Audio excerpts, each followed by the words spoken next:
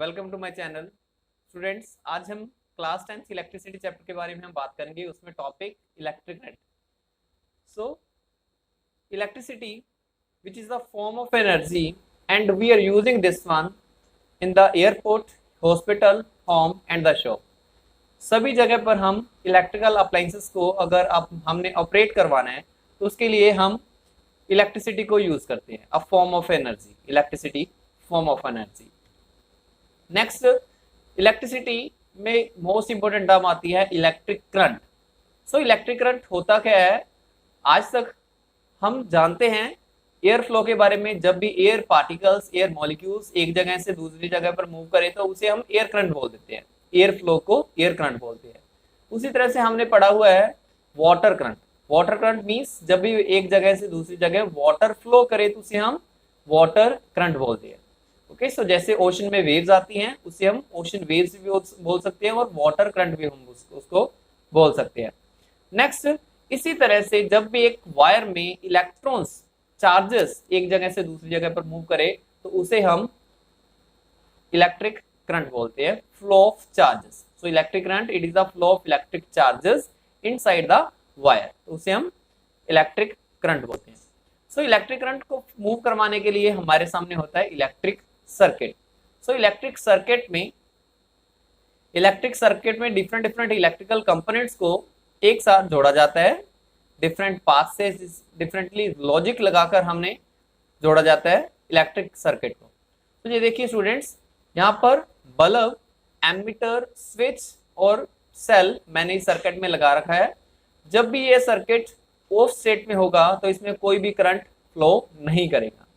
तो जब भी ये सर्किट ऑन स्टेट में आएगा तभी ये इलेक्ट्रिक सर्किट में करंट फ्लो करना स्टार्ट कर देगा।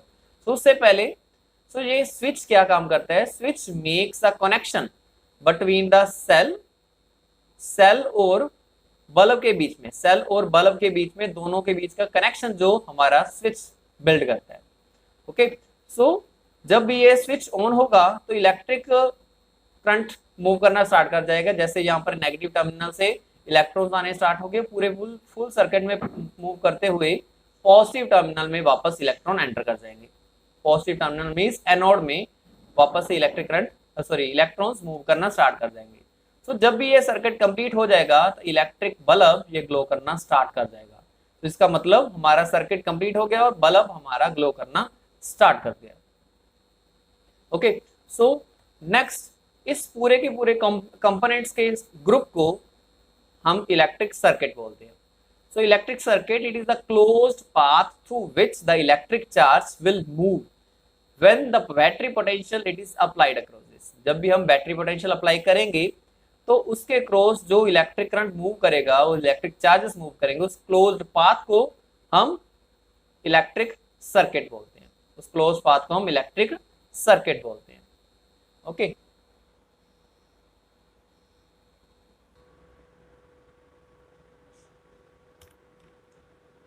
सो इस पूरे के पूरे फुल पाथ को हम इलेक्ट्रिक सर्किट बोलते हैं।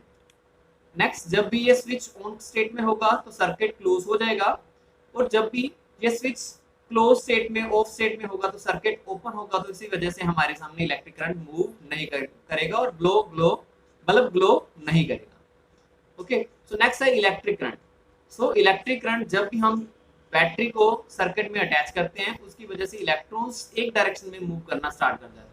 सो इसी अमाउंट ऑफ चार्ज जो भी वायर में मूव करेगा कुछ एक टाइम में, यूनिट टाइम में, उसको हम इलेक्ट्रिक करंट बोलते हैं।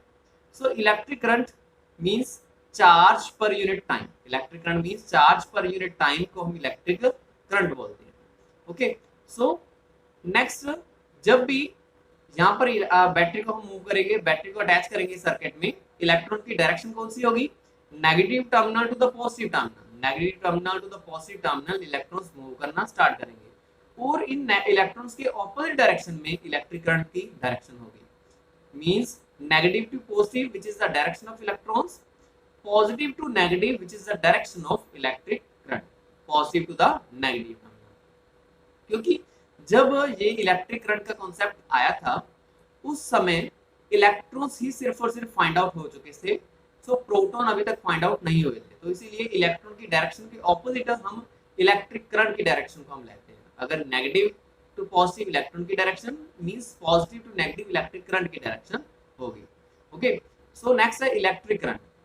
इलेक्ट्रिक करंट को हम डिफाइन करने के लिए, जैसे कि मान लीजिए हमारे सामने क्यू अमाउंट ऑफ चार्ज एक जगह से दूसरी जगह पर टी टाइम में पहुंचा, तो charge divide by time which is called electric current. And charge को हम क्यू से रिप्रेजेंट करते हैं, टाइम को हम टी से रिप्रेजेंट करते हैं, और इलेक्ट्रिक करंट को हम आई से रिप्रेजेंट करते हैं। स्मॉल आई भी यूज कर सकते हैं, हम कैपिटल आई भी हम यूज कर सकते हैं।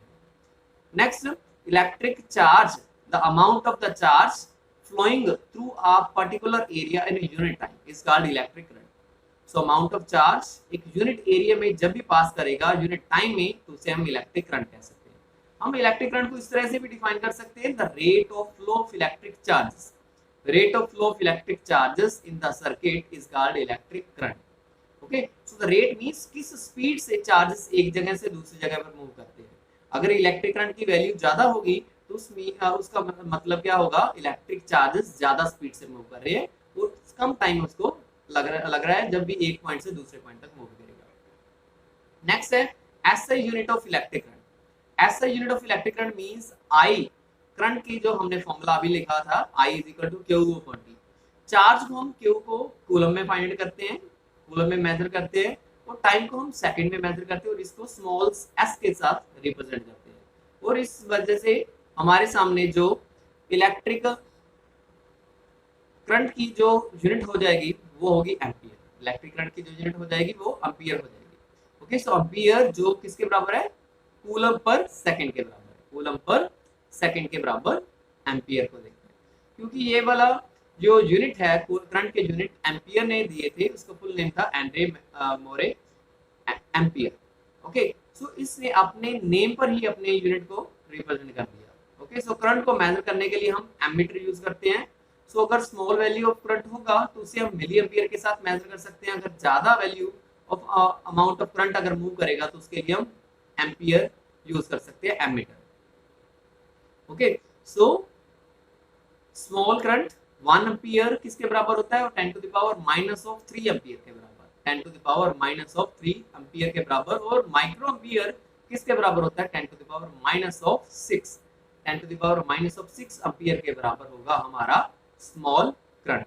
ओके, सो माइक्रोमीटर भी हम यूज कर सकते हैं और मिलीमीटर भी हम यूज कर सकते हैं, मिली एमीटर भी हम यूज कर सकते हैं किसी भी सर्किट में इलेक्ट्रिक करंट की वैल्यूज को फाइंड आउट करने के लिए। जब भी हमने सर्किट में एमीटर को लगाना होगा, हमेशा ही हम क्या करेंगे, इस सर्किट में एमीटर को सीरीज में लगाएंगे। सर्किट में सीरीज में लगाने से हमें एक्चुअल वैल्यू, एग्जैक्ट वैल्यू हमें मालूम होगी। आगे हम बात करेंगे कैसे हम फॉर्मूलास को लर्न कर सकते हैं। जब भी हमने चार्ज की वैल्यू को फाइंड आउट करना है तो चार्ज किसके बराबर होगा, करंट मल्टीप्लाइड बाय टाइम। सो अब अपना हैंड चार्ज के ऊपर रखेंगे इस करंट ट्रायंगल में, तो करंट की वैल्यू चार्ज की वैल्यू कितनी आ जाएगी, current multiplied by time, current multiplied by time. जब भी हमने अगर टाइम को फाइंड आउट करना है तो उसको कैसे हम फाइंड आउट कर सकते हैं, टाइम के ऊपर अपना हैंड रखेंगे, charge divide by current, charge divide by current. Next है, जब भी हमने करंट की वैल्यू को फाइंड आउट करना है, चार्ज डिवाइड बाय टाइम हो जाएगा, current I is equal to charge Q divide by time taken T. So इस तरह से हम इजीली एक ट्रायंगल को, करंट ट्रायंगल को याद रखते हुए हम इजीली तीनों फॉर्मूलास को याद कर सकते हैं। ओके, सो नेक्स्ट इन्हीं फॉर्मूलास के बेसिस पर हम एक न्यूमेरिकल डिस्कस कर लेते हैं जिससे आप इजीली इस फॉर्मूलास को लर्न कर सकेंगे। सो जैसे कि हमारे सामने दिया, आगे हम बात करते हैं कैसे हम इजीली इन चार्ज के जो वैल्यू को, चार्ज के फॉर्मूलास को हम यूज करते हुए कैसे हम न्यूमेरिकल को सॉल्व कर सकते हैं। 12.1 हम डिस्कस करने जा रहे हैं।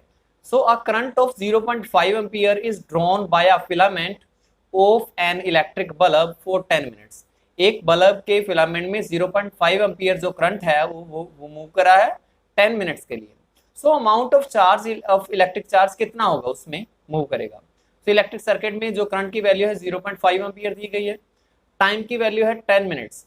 क्योंकि एम्पियर के साथ सेकंड का ही कॉम्बिनेशन हम लेते हैं, तो इसलिए हम मिनट को 600 सेकंड में, मिनट को हम सेकंड में कन्वर्ट कर लेंगे by multiplying this one with 60, क्योंकि हम जानते हैं 1 मिनट में 60 सेकंड्स होते हैं, 10 मिनट्स में 600 सेकंड्स हो जाएंगे।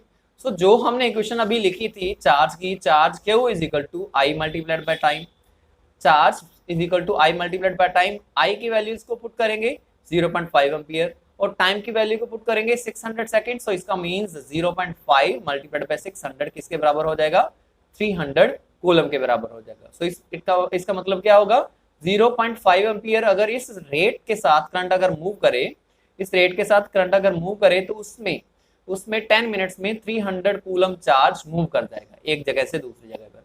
सो इस तरह से हम फॉर्मूलाज को यूज करते हुए इजिली हम चार्ज की वैल्यूज को हम फाइंड आउट कर सकते हैं। Like, share and subscribe to my channel. Thanks for watching your study vitamin. Take your daily dose. Have a good day.